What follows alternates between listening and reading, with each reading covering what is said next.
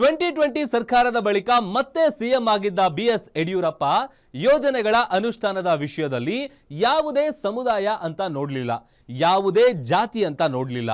ಹಾಗಾಗಿ ಬಡತನದ ಜೊತೆಗೆ ಕೆಟ್ಟ ಚಟಗಳಿಂದ ಕಂಗೆಟ್ಟು ಹೋಗಿದ್ದ ಇಡೀ ರಾಜ್ಯದ ಬಡ ಕುಟುಂಬಗಳಿಗೆ ಆಪತ್ ಬಾಂಧವರಾಗಿದ್ದರು. ಸಾರಾಯಿ ಬ್ಯಾನ್ ಮಾಡೋದ್ರ ಜೊತೆಗೆ ಲಾಟರಿಯನ್ನು ಕೂಡ ನಿಷೇಧಿಸಿದ್ರು. ಜೊತೆಗೆ ಮೊಟ್ಟ ಮೊದಲ ಬಾರಿಗೆ ಕೃಷಿ ಸಾಲ ಬಡ್ಡಿ ಮನ್ನಾ ಮಾಡಿದ್ರು. ಅಷ್ಟೇ ಅಲ್ಲ, ಹಾಲು ಉತ್ಪಾದಕರಿಗೆ ಪ್ರೋತ್ಸಾಹ ಧನ ಅನ್ನೋ ಸ್ಕೀಮ್ನು ಕೂಡ ಇಂಟ್ರೊಡ್ಯೂಸ್ ಮಾಡಿದ್ರು. ಸಮಾಜದ ಎಲ್ಲ ವರ್ಗಗಳ ಏಳಿಗೆಗೆ ಶ್ರಮಿಸಿದ ಕಾಯಕ ಯೋಗಿ, ಕಂಡ ಕನಸು ಈಡೇರಿಸಿದ ಸರದಾರ, ಕೆಲಸದಲ್ಲಿ ಕಸುಬುದಾರ.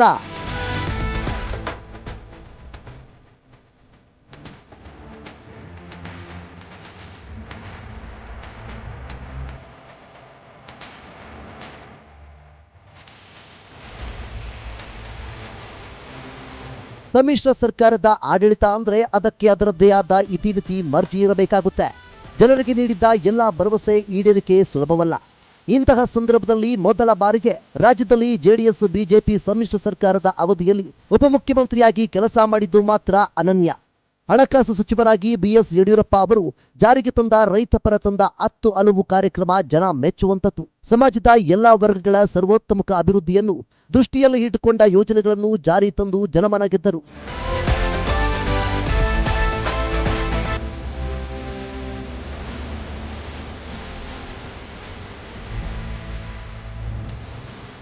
ಇಷ್ಟಾಗಿಯೂ ರಾಜಕೀಯ ಸ್ಥಿತ್ಯಾಂತರದ ಪರಿಣಾಮ ಸಮ್ಮಿಶ್ರ ಸರ್ಕಾರ ಕೊನೆಗೊಂಡು ಹೊಸದಾಗಿ ಜನಾದೇಶ ಪಡೆಯುವಂತಹ ಸನ್ನಿವೇಶ ನಿರ್ಮಾಣವಾಯಿತು.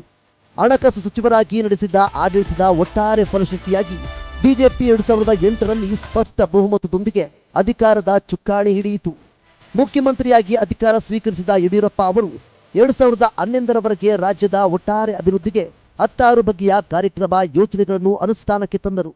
ರೈತರ ಕಷ್ಟವನ್ನು ಬಹಳ ಹತ್ತಿರದಿಂದ ನೋಡಿದ್ದ ಯಡಿಯೂರಪ್ಪ ದೇಶದಲ್ಲಿ ಮೊಟ್ಟ ಮೊದಲ ಬಾರಿಗೆ ಪ್ರತ್ಯೇಕ ಕೃಷಿ ಬಜೆಟ್ ಮಂಡಿಸುವ ಮೂಲಕ ತಾವು ರೈತರ ಪರ ಅನ್ನೋದನ್ನು ಸಾಬೀತುಪಡಿಸಿದ್ದರು. ವಿದ್ಯಾರ್ಥಿಗಳ ಸಮಸ್ಯೆಗಳನ್ನ, ರೈತರ ಸಮಸ್ಯೆಗಳನ್ನ, ಮಹಿಳೆಯರ ಸಮಸ್ಯೆಗಳನ್ನ ಸಮಯ ಕೊಟ್ಟು ಆಸಕ್ತಿಯಿಂದ ಕೇಳಿ ಸಮಸ್ಯೆಗಳನ್ನು ಹೋಗಲಾಡಿಸ್ತಕ್ಕಂಥ ಕೆಲಸವನ್ನು ಯಡಿಯೂರಪ್ಪನವರಷ್ಟು ವೇಗವಾಗಿ ಮತ್ತು ಅನುಕೂಲಕರವಾಗಿ ಮತ್ತೊಬ್ಬ ಸಿ ಎಂ ಅನ್ನು ಕರ್ನಾಟಕದಲ್ಲಿ ನಾನು ನೋಡಿಲ್ಲ.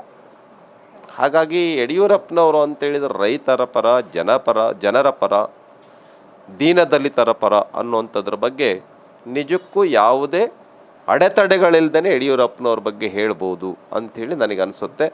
ಸೊ ಹಾಗಾಗಿ ಅವರಿಗೆ ಆ ಥರದ ಒಂದು ಹೋರಾಟದ ಬದುಕು, ಪಕ್ಷವನ್ನು ಕೂಡ ಅದೇ ಥರ ಕರ್ನಾಟಕ ರಾಜ್ಯದಲ್ಲಿ ಕಟ್ಟಿದ್ದಾರೆ. 2 ಜನ MLA ಇದ್ದರು, ಅದರೊಳಗೆ ಅವರು ಒಬ್ಬರು MLA. ಆದರೆ ಅವರು ಮಾಡಿರ್ತಕ್ಕಂಥ ಹೋರಾಟ ಏನಿದೆ, ಅವರ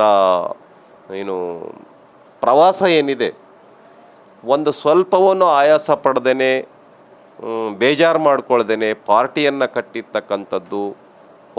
SC, ST, OBC ಮತ್ತು ಒಕ್ಕಲಿಗರು, ಲಿಂಗಾಯತರು ಎಲ್ಲ ಸಮುದಾಯದವ್ರನ್ನು ಕೂಡ ಕರ್ಕೊಂಡು ಬಂದು ಅವ್ರನ್ನ ನಾಯಕರನ್ನಾಗಿ ಮಾಡಿರ್ತಕ್ಕಂಥದ್ದು, MLAಗಳನ್ನಾಗಿ ಮಾಡಿರ್ತಕ್ಕಂಥದ್ದು, ಸರ್ಕಾರವನ್ನು ರಚನೆ ಮಾಡುವಷ್ಟು ಶಾಸಕರನ್ನು ಗೆಲ್ಲಿಸಿರ್ತಕ್ಕಂಥದ್ದು ಯಡಿಯೂರಪ್ಪನವರ ಪ್ರಯತ್ನ ಒಂದು ಬಹಳ ದೊಡ್ಡ ಭಗೀರಥ ಪ್ರಯತ್ನ. ಹಾಗಾಗಿ ಅವ್ರಿಗೆ ಮಾಡ್ತಕ್ಕಂಥ ಸನ್ಮಾನ ಏನಿದೆ ಅದು ಅವ್ರಿಗೆ ಮಾಡ್ತಕ್ಕಂಥ ಸನ್ಮಾನ ಅಲ್ಲ, ನಮಗೆ ಮಾಡ್ಕೊಳ್ತಕ್ಕಂಥ ಸನ್ಮಾನ. ರಾಜ್ಯದಲ್ಲಿ ಸಾರಾಯಿ ಲಾಟರಿ ಬ್ಯಾನ್ ಮಾಡಿದ್ದೇ ಯಡಿಯೂರಪ್ಪ. ಲಕ್ಷಾಂತರ ಬಡ ಕುಟುಂಬಗಳಿಗೆ ನೆಮ್ಮದಿ ನೀಡಿದ ಜನನಾಯಕ. ಸಮಾಜದ ಸ್ವಾಸ್ಥ್ಯ ಕೆಡಿಸುತ್ತಿದ್ದ ಹಾಗೂ ಬಡಜನರನ್ನು ಬೀದಿ ಬೀಳುವುದನ್ನು ತಪ್ಪಿಸಲು ಬಿಎಸ್ ಯಡಿಯೂರಪ್ಪ ಅಂದೇ ಮಹತ್ವದ ಹೆಜ್ಜೆ ಇಟ್ಟಿದ್ದರು. ಅದಕ್ಕಾಗಿ ಸಾರಾಯಿ ಮತ್ತು ಲಾಟರಿಯನ್ನು ರಾಜ್ಯದಲ್ಲಿ ನಿಷೇಧಿಸುವ ಮೂಲಕ ಐತಿಹಾಸಿಕ ತೀರ್ಮಾನ ಕೈಗೊಂಡವರು ಯಡಿಯೂರಪ್ಪ.